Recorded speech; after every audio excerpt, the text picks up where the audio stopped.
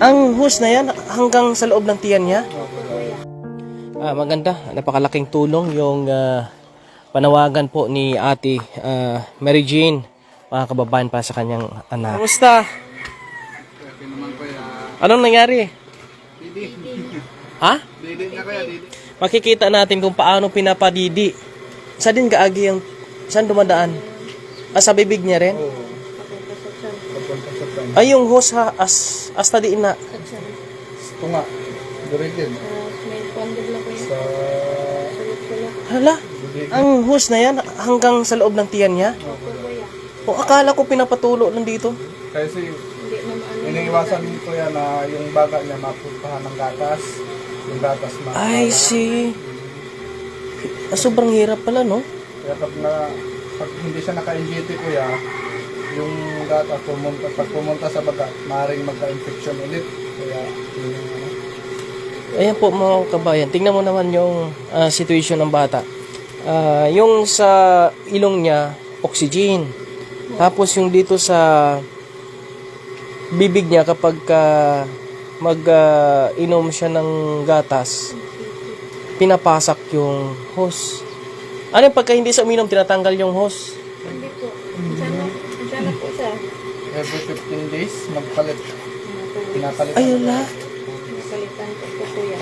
Ngayon ko lang nalaman ito mga kabayan, may hose din pala na mula sa loob ng tiyan niya, papunta sa bibig niya. Ano yun, kayo lang din nagpapalit ng Doon talaga sa ano eh. doktor? Sila naglalagay? Ayan po. Ngayon na po natin nakita ito mga kung paano painumin ng gatas yung bibi. Ano yan? Wala. Meron bang, kasi mga may nagtanong, may operation ba yan? Kung kinanglan ba na may operation na gagawin sa bata? Wala. Kuya, wala. Walang sinabi yung doktor? Ha? Parang wala yata sa baga. Ano yung baga niya? As in walang butas?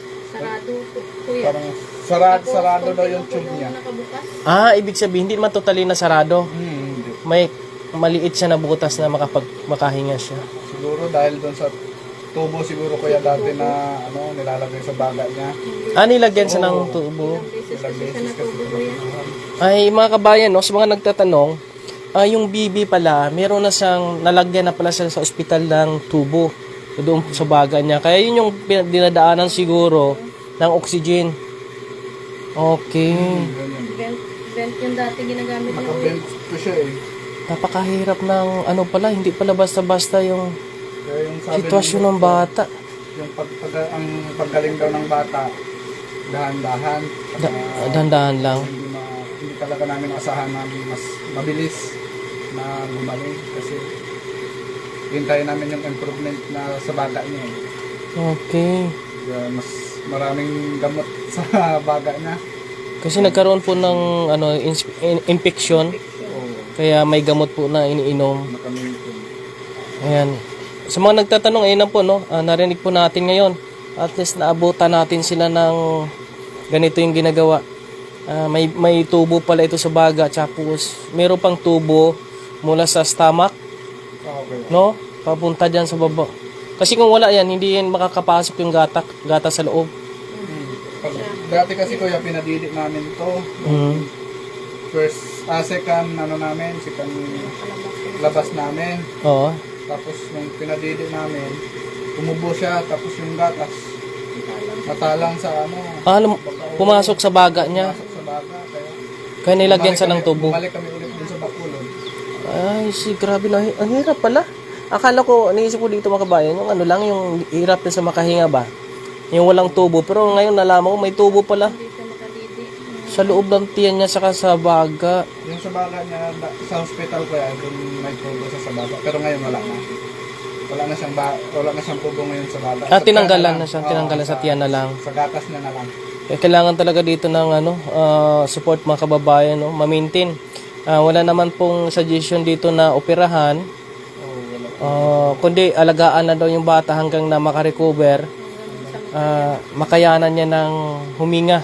Kasi maliit daw yung butas ng baga. Pero isang tube lang daw. Isang tubo. Isang tubo lang. sa baga, pinakatubo. Grabe, no? Buwa? Ito ka sa Di basta-basta ito palang, akala ko mga kabayan, ganun lang kasimple. isa lang ang Yung isa close na gid. Yung isa ng konti lang ano ng hangin. Ay, kaya nakakahinga pa rin siya kapag mayroong oxygen. Pag walang oxygen, di makakapasok yung hangin, di siya makahinga. hindi niya kayang ilabas. Ay, Papasok.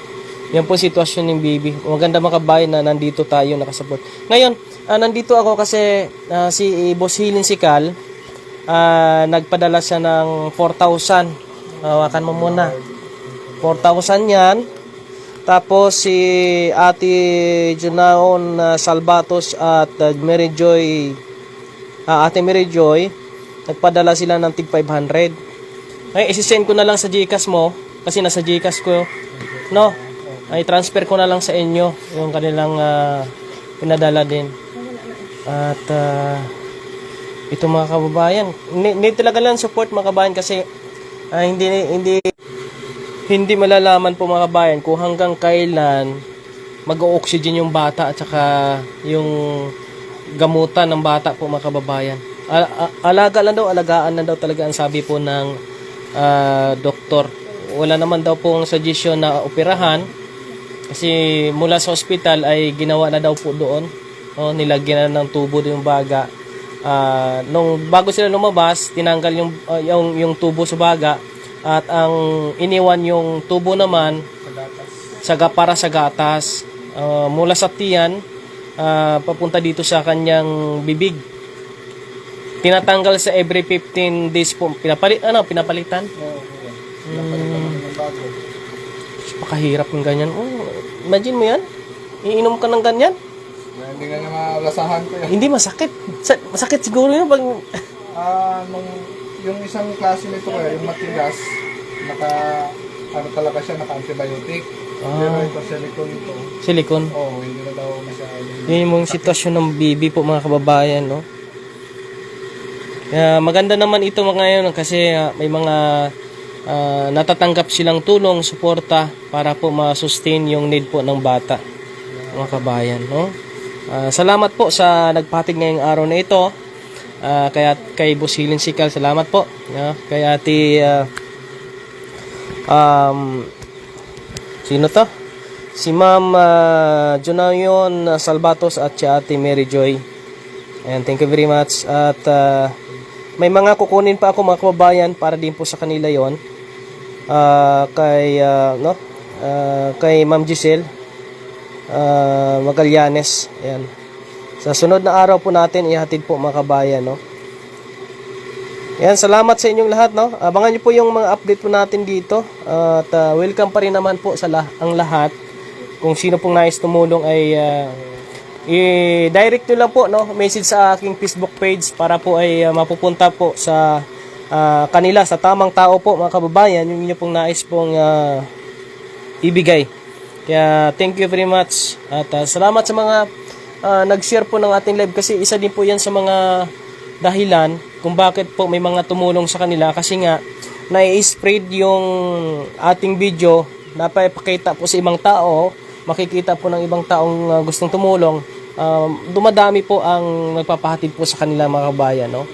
Ayun itong pinaka-importante na hindi maubusan ng budget yung pamilya para sa bibi nila at sa ibang needs po nila mga kabayan kasi mayroon po silang maliit na anak pa, no?